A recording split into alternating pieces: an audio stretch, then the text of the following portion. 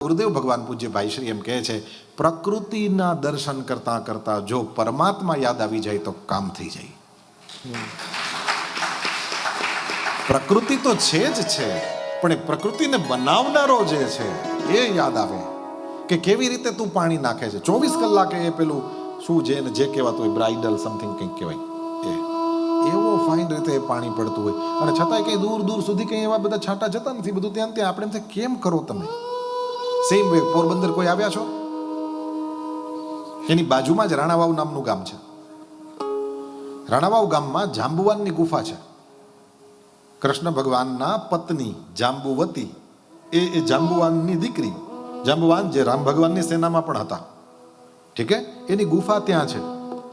એ ગુફામાં કેતનભાઈ અંદર જાઓ તમે તો તમને નવીન લાગે, છતમાંથી પાણી ટપકે છે. અનેક જગ્યાએ ટપકતું હોય, કાંઈ મોટી વાત નથી, પણ એ પાણી